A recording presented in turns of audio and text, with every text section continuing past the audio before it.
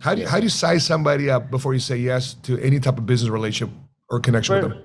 The first thing is, if it seems too good to be true, it probably is.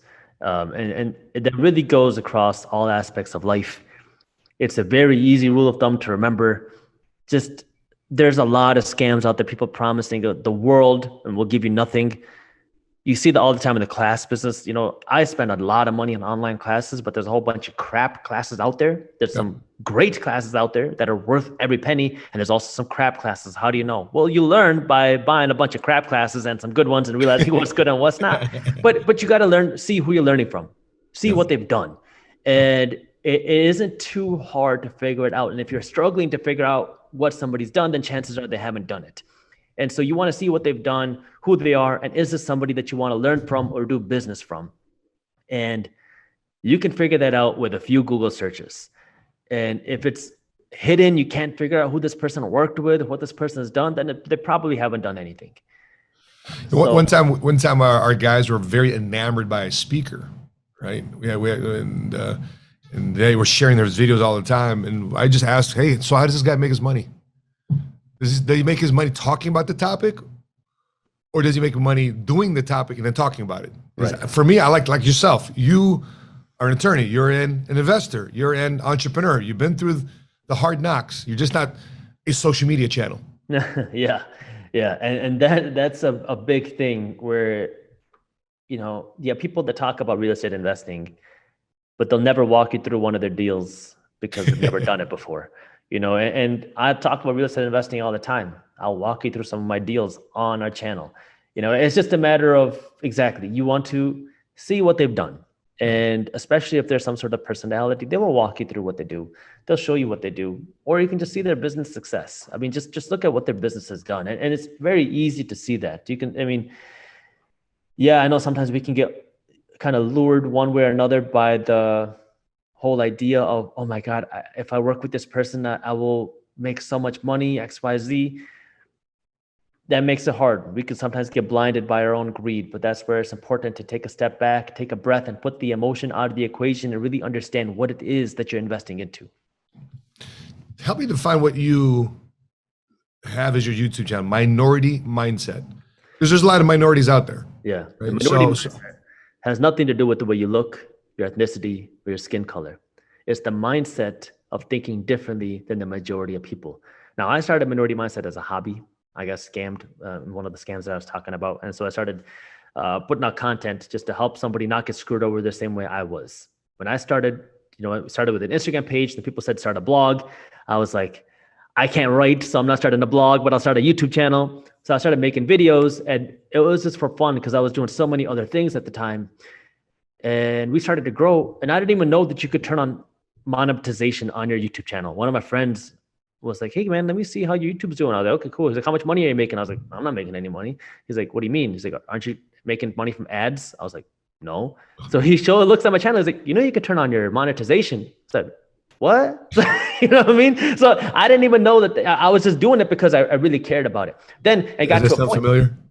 Yeah. That's exactly what happened to us. So it started growing, and then all of a sudden, the YouTube channel is growing. I'm working on this I was working on a stock company, and I was like, wait, like I can build a real business out of this type of financial education and providing this financial education. This is interesting because, yeah, we're not making that much money here, but I love it. I love what I'm doing here, and I'm so passionate about it, where I'm not so passionate about stocks. So that's when I started making the transition over. We grew as a YouTube channel, but then I reinvested that back into the company, and now we became a full financial education and media company where we have a full team.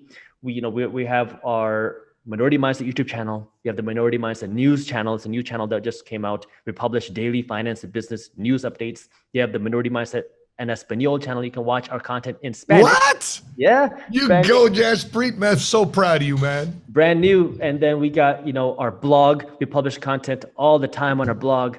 We have our daily newsletter. We have our newsletter team that publishes the finance, the business news every single day. You get this email in the morning that breaks it all down.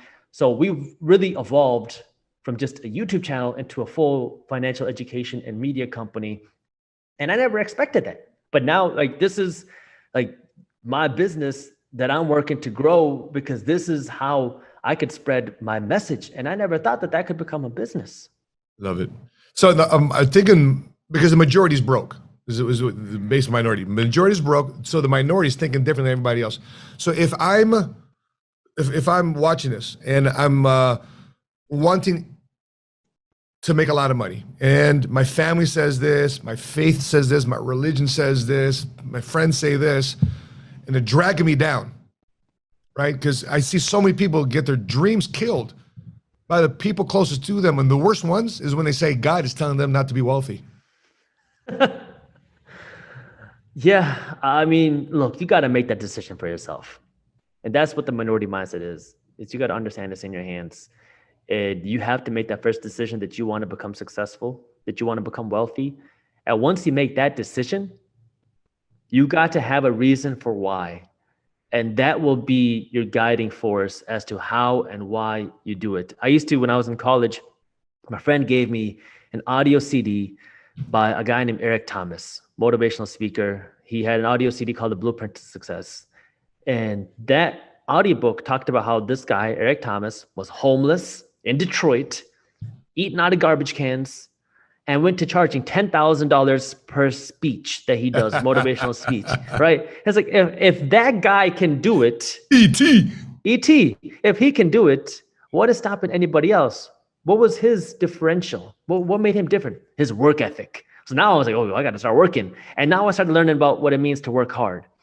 But then I started learning what it means to work hard versus work smart, because working hard is important, but you just need to make sure that your hard work goes in the most scalable and effective way possible. Because a lot of people argue, oh, don't work hard, work smart. No, man, you got to work hard in a smart direction. That way you can get the most benefit out of your hard work. I work my butt off. I work a lot of hours. I work a lot of days because I love what I do. Yeah.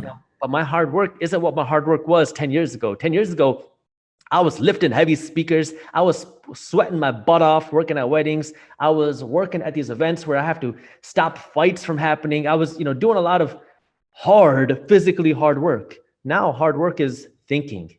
We were in Austin not too long ago, and me and our team were sitting in a hot tub talking about business ideas. Yeah. Hard work changes. And you have to be willing to work hard, but you need to know what it means to work smart. That way you can make your hard work the most beneficial that it can be.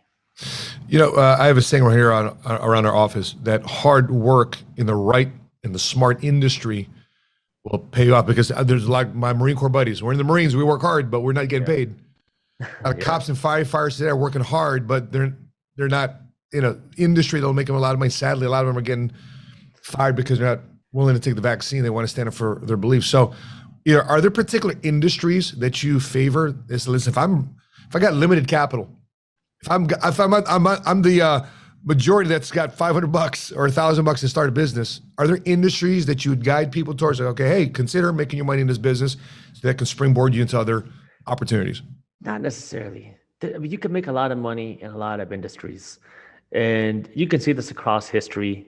Gary Dahl made millions of dollars selling a pet rock. He took a rock, drew a smiley face on it, sold it. He was a good marketer and made millions because he told people, why buy a dog where you have to take care of it when you can just buy a rock for your son or daughter, right? I mean, so there's a lot of industries if you are a good marketer and if you have that ability. Now, the reality is, some of us have different passions. And because of that, you're going to want to do something different. But you have to be educated financially.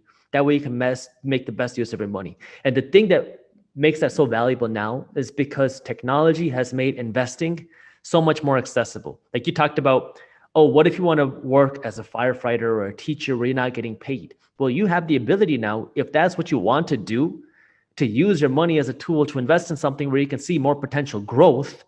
That way you can become more financially successful while still doing something that you love. Now, obviously, if you're a teacher, you can teach online, go onto YouTube, and you can make more money. I mean, if you can do something scalable, you'll be able to make significantly more money because now you're not capped by what you can do physically in one location. But you can invest into startups. There's a whole new world of startup investing thanks to something called Reg CF, regulation crowdfunding, which lets regular people, non-accredited investors, invest into startups. And so now you can invest. It is highly risky, very, very, very risky. Yep. You can lose a lot of your money, you can lose all of your money, but there's also the potential for higher rewards. So if you really believe in an industry, like if you are a math teacher, but you love the technology, you love social media, you can invest in social media startups, especially some that you use thanks to this. And then that gives you the opportunity to see that financial upside while doing something that you really care about. It's all just about what are you going to do with the money that you earn? Because it's not just how much money you make that matters, it's what you do with the money that you make. And you have to figure out what is that you like and where you want to now use that money. If you enjoyed this short clip from my longer videos, here's another clip that I think you'll love. And while you're at it, if you're interested in learning more about how to start generating passive income, our team put together an amazing guide that goes over what passive income is, how to start generating passive income, and different passive income strategies. These are things that you can start doing even if you don't have a lot of money. So if you want to read this free guide on how to start generating passive income for free, all you got to do is click that button right over there. Thank you for watching, and as always, keep hustling.